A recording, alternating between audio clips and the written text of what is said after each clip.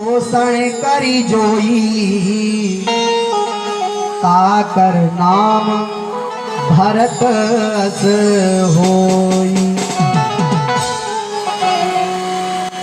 जो महारानी कैकेयी के पुत्र हैं, इनका नाम लेने से संसार का भरण पोषण होगा। ये समस्त संसार का पालन करने वाले हैं, भरण पोषण करने वाले हैं, इसलिए मैं इनका नाम भरत रखता हूँ। बोले भरत जी महाराज की। और महाराज जो माता सुमित्रा के बड़े पुत्र हैं, जाके सिमरन तेरे को नासा नाम शत्रुघ्न वेद प्रकाश।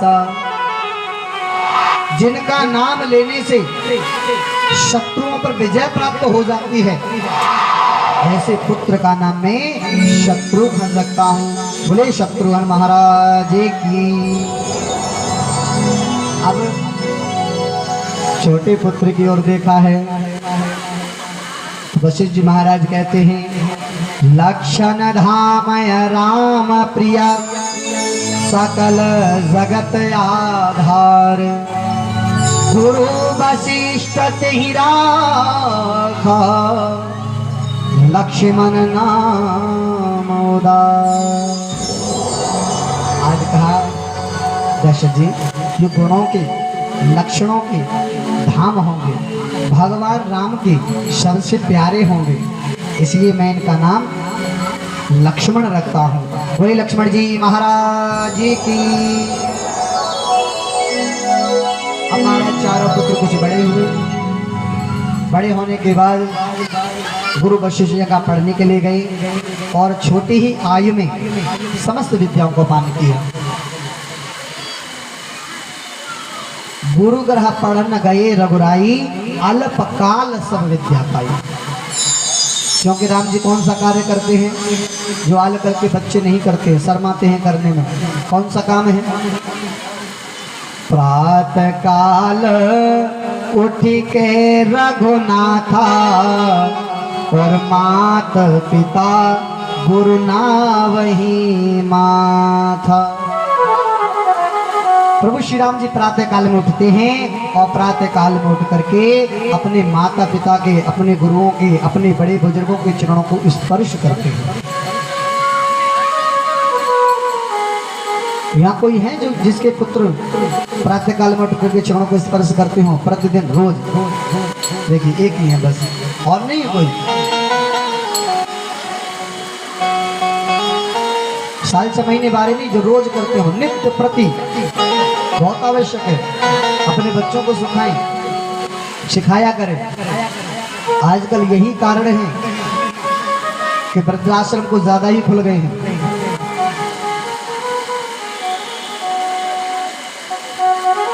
मुझे तो कोई वृद्धाश्रमों से नहीं है, मुझे तो किस बात का है कि आजकल के बच्चे अपने माता पिता का त्याग कर देते हैं।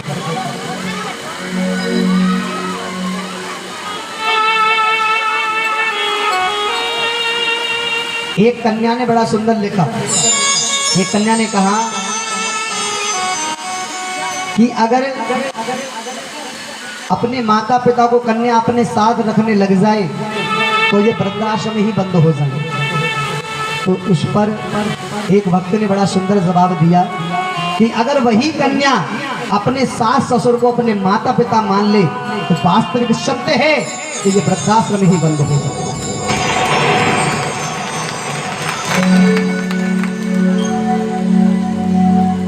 अगर कन्या के माता पिता को कोई कष्ट होता है तो तुरंत बोल दे चलो, अगर सास ससुर को कोई कष्ट हो जाए,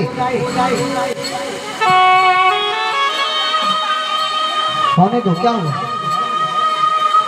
इनका तो रोज का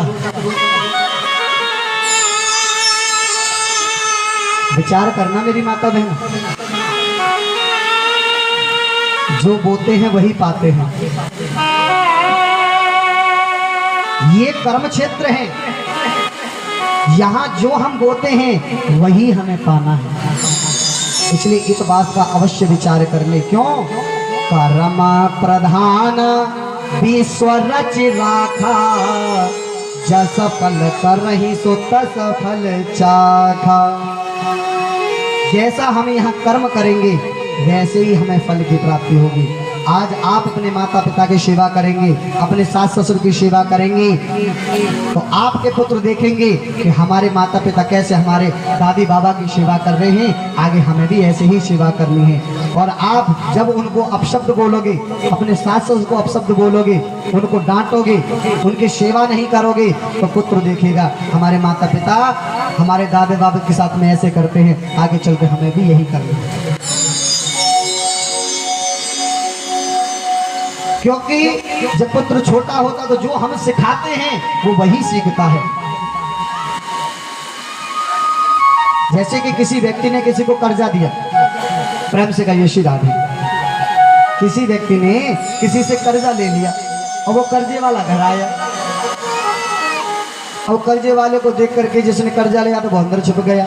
अपने बेटे से कहा कि बेटा जाकर के कहो कि पिताजी घर पे नहीं है। पूछने आए ना तो कह देना पिताजी घर पे है नहीं। अब वो पूछने के लिए आया, बेटा तुम्हारे पिताजी कहाँ हैं? बोले हैं तो अंदर ही, लेकिन बोल रहे हैं बोल देना घर पे है नहीं। है तो अंदर ही लेकिन बोल रहे हैं कि बोल देना घर पे नहीं है। अब ये सिखा कौन रहा है?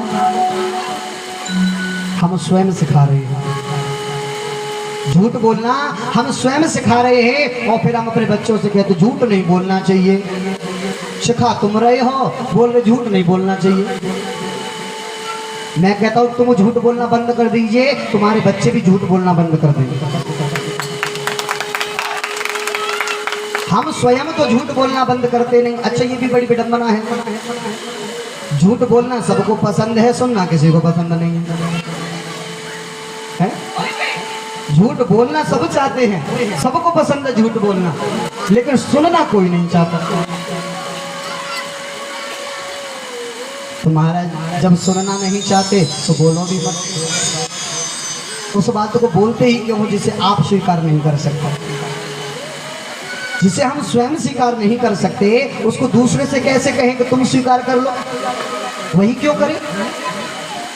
इसलिए सदैव सत्य का पालन करें और अपने पुत्रों से कहें कि प्रातः काल में अपने दादी बाबा के चरणों को स्पर्श करो, अपने पिता के चरणों को स्पर्श करो। जब पुत्र झुकना सीख जाएगा, मान सम्मान करना सीख जाएगा, तो ये बात सत्य है, जब आप बुढ़ापे की अवस्था में आओगे तब भी वो आपके चरणों को स्पर्श करेगा और समझ जाएगा कि यही मेरे भगवान है। आपकी वृद्धावस्था में खूब सेवा करेगा। अच्छा आजकल के बच्चे भी पैर छूते हैं ना, तो बस घुटने तक हो, झुकना तो आता ही नहीं है। झुकना तो आता ही नहीं है। वैसे शास्त्र हमारा कहता है कि चरण जब छुएं तो सीधे पैर के अंगूठे को छूना चाहिए। जो दोनों अंगूठे हैं उनका स्पर्श करना चाहिए, और स्त्री को जब चरण पैर छूने चाहिए तो अपना जो आंचल होता है जिसको हम पल्लू कह देते हैं उसको हाथ में लेकर के फिर पैरों को स्पर्श करना चाहिए। अच्छा हमारे गांव में चले जाओ तो आज भी हमें देखने को मिलता है, हमारी जो माताएं हैं तो बड़ी बूढ़ी हैं या हमारे माता बहन हैं, आज भी पैर छूते हैं ना तो पहले पैरों को ऐसे ऐसे ऐसे करके दबाया जाता है ना? जो गांव के होंगे वो जानते होंगे। हाँ पहले ऐसे ऐसे करके दबाते हैं, फिर दबा करके फिर छुआ जाता है। यहाँ तो बस ठीक बहुत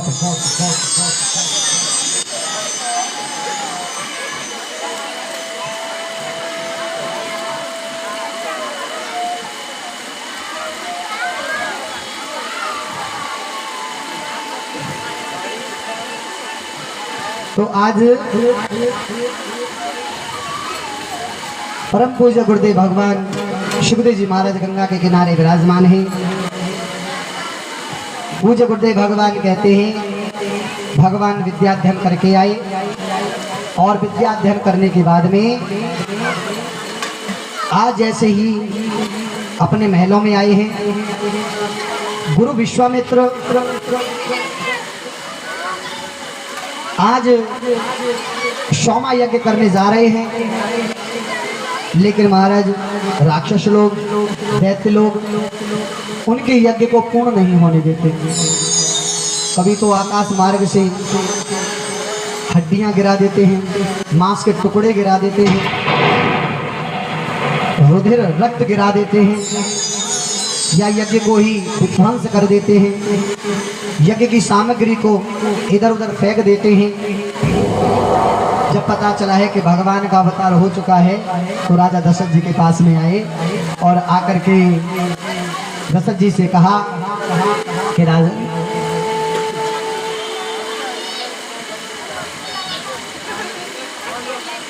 मुझे अपने पुत्रों को दे दीजिए, मैं यज्ञ करता हूँ।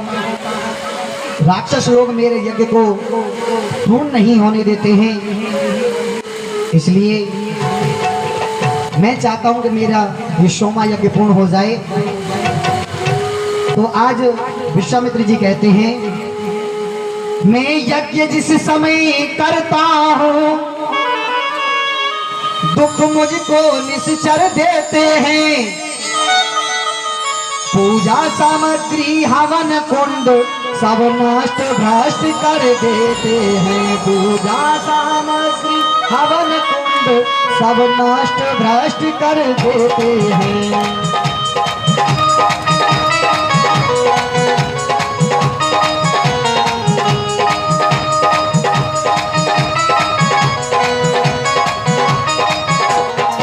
इसलिए राजन तू दे दे अपने राम लखन, हे राजन मुझे कुछ दिन के लिए, हे राजन मुझे कुछ दिन के लिए, हे राजन मुझे कुछ दिन के लिए। इसमें सुंदर यश तुमको है, कल्याण कीर्ति उनके लिए, कल्याण कीर्ति उनके लिए, कल्याण कीर्ति उनके लिए। आज कहा कि इसमें सुंदर यश तुम्हें भी होगा, उनकी भी कल्याण और कीर्ति बढ़ेगी। दशरथ जी महाराज कहते हैं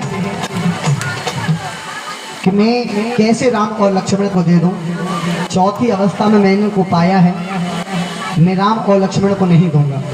बहुत उन्होंने विनय की, वशिष्ठ जी महाराज आए हैं, बहुत प्रकार से समझाया, राजन खीर से कभी किसी के पुत्र नहीं हुए हैं, ये जो दोनों चारों पुत्र हैं ये स्वयं साक्षात नारायण हैं जो इस पृथ्वी के भार को हरण करने के लिए आए हैं। राम और लक्ष्मण ये पूर्ण ब्रह्म हैं, इनसे अधिक मोह मत कीजिए, इनका तो जन्म ही पृथ्वी के भार को हरण करने के लिए हुआ है। गुरु जी के कहे अनुसार प्रभु श्री राम लक्ष्मण जी विश्वामित्र जी के साथ में गए हैं, बड़ा ही एक भयानक बनाया है जिसमें एक राक्षसी रहती है ताड़का।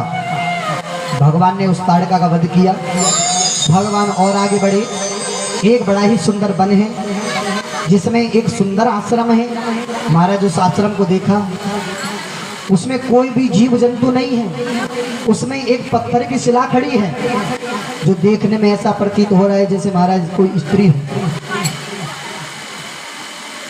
तो भगवान राम पूछते हैं, गुरुजी यह आश्रम किसका है, ये स्त्री कौन है? तो गुरुजी ने कहा, गौतम नारी श्राप वस उपल देह धरे धीर, चरण कमल रज चाहती, सो कृपा करो रघुवीर। प्रभु ये आपके चरणों की रज को प्राप्त करना चाहती है, इसलिए अपने चरणों की रज देकर के इसका उद्धार कर दीजिए। भगवान राम कहते हैं, गुरुजी ये आप क्या कह रहे हो, ये एक ऋषि पत्नी है, मैं एक क्षत्रिय हूँ, मैं अपने चरणों की रज इनको कैसे प्रदान कर सकता हूँ? गुरुजी ने कहा, सामर्थ कहूँ ना दोष गोसाई है, सामर्थ्यवान को कोई दोष नहीं लगता। अरे आप तो परमपिता परमात्मा हो, आपको क्या दोष है? ये संसार तो स्वयं आपके बच्चे हैं, आपने ही इनको जन्म दिया है। तो भगवान ने आज वायु वेग के द्वारा, पवन वेग के द्वारा अपने चरणों की रज प्रदान की है और भगवान ने अहिल्या का उद्धार किया है। प्रेम से कहिए श्री राधे। जैसे अहिल्या का उद्धार हुआ, अब महाराज अहिल्या भगवान के नाम का गुणगान करने लगी है। हमारे पास एक फरमाइश है, महाराज जी इस भजन को गा दीजिए। चलो हम उसी भजन को ले लेते हैं। बोले गोविंद भगवान की जय।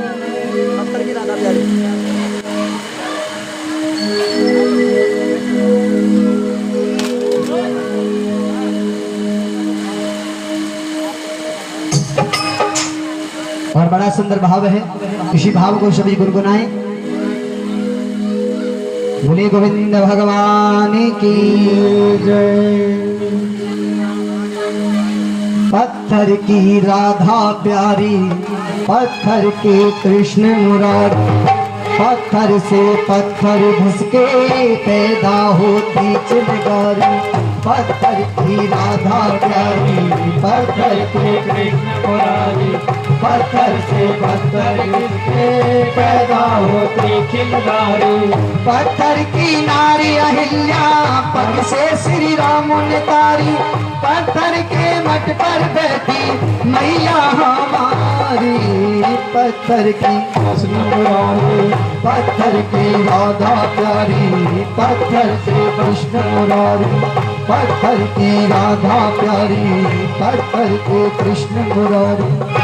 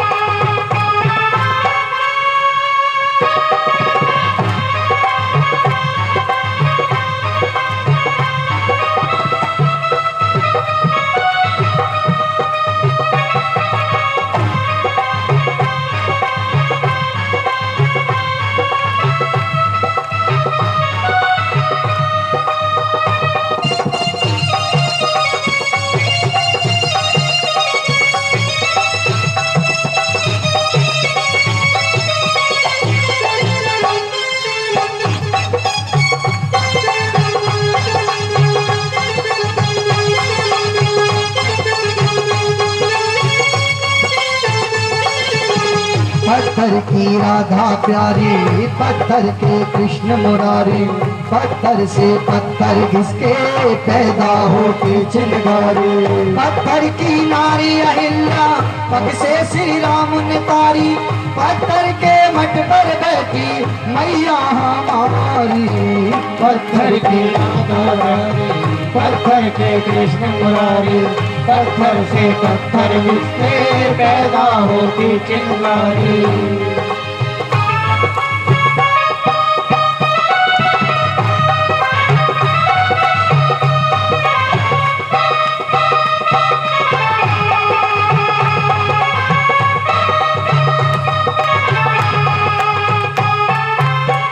बरस वनवास को भेजा राम लखन सीता को। पत्थर सीने पे रख दशरथ ने, पत्थर सीने पे रख दशरथ ने, पत्थर सीने पे रख दशरथ ने।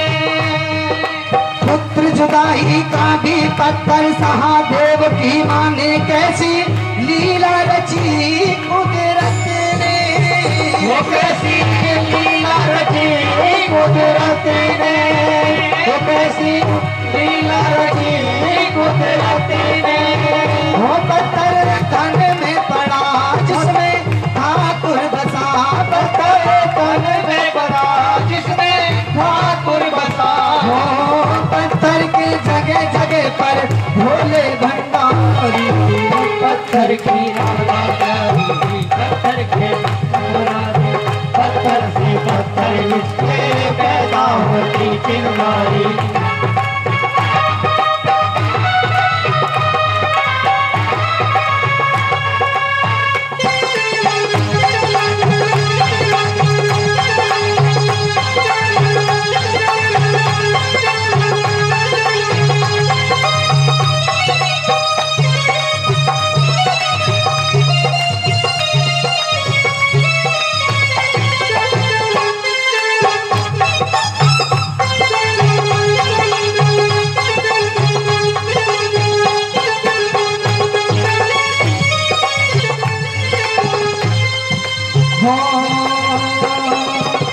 हनुमान उड़े पत्थर को राम लिखा पत्थर पे पत्थर पानी बीच बहाए।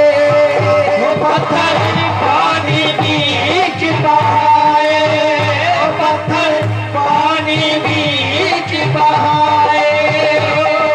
रह गए पत्थर पानी में देखा जब सेना ने मेरे राम बहुत हर्षाए।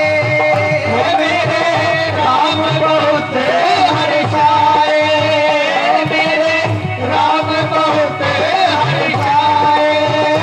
सेतु बांध बना जिसमें पत्थर तरा से तू बात बना जिसमें पत्थर पड़ा। हो जिसकी तो पूजा करती वे दुनिया सारी। पत्थर की राधा प्यारी, पत्थर के कृष्ण मुरारी, पत्थर से पत्थर घिसके पैदा होती चिंगारी। पत्थर के नारी अहिल्या मगध से रावण तारे। पत्थर के मन पर बैठी मैया हमारी। पत्थर की राधा प्यारी, पत्थर के कृष्ण मुरारी, पत्थर से पत्थर घिसके पैदा होती चिंगारी।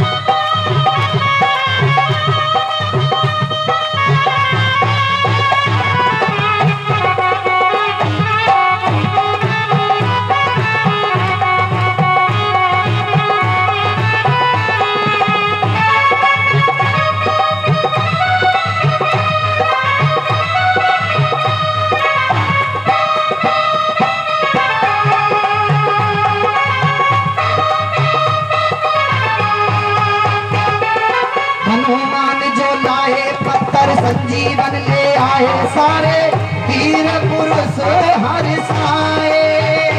सारे वीर पुरुष हर्षाए, सारे वीर पुरुष हर्षाए। वो ही पत्थर ब्रजभूमि में गोवर्धन कहलाए जो है उंगली बीच उठाए। जो है उंगली बीच उठाए, जो है उंगली बीच उठाए। वो पत्थर धन में पड़ा जिसमें ठाकुर बसा। पत्थर धन में बड़ा जिसमें ठाकुर बसा। पत्थर के जगह जगह पर भोले भंडारी। पत्थर की रचना प्यारी, पत्थर के कृष्ण मुरारी, पत्थर से पत्थर जिसके पैदा होती चिंगारी। हाँ पत्थर की राधा प्यारी, पत्थर के कृष्ण मुरारी, पत्थर से पत्थर जिसके पैदा होती चिंगारी। पत्थर की नारी अहिल्या पग से श्री राम ने तारी। पत्थर के मठ पर बैठे मैया हमारी। पत्थर के कृष्ण मुरारी, पत्थर से पत्थर घिसके पैदा होती चिंगारी। बोले गोविंद भगवान की। और आज भगवान अहिल्या का उद्धार करने के बाद में गुरु विश्वामित्र को यज्ञ को पूर्ण कराते हैं। गुरु विश्वामित्र के लिए जनकपुर से निवेदन आया, एक पत्र आया है जिसमें सीता जी का स्वयंवर है। विश्वामित्र जी ने कहा राम जी मैं तो जनकपुर के लिए जा रहा हूँ, अगर आप कहें आपकी इच्छा हो तो मैं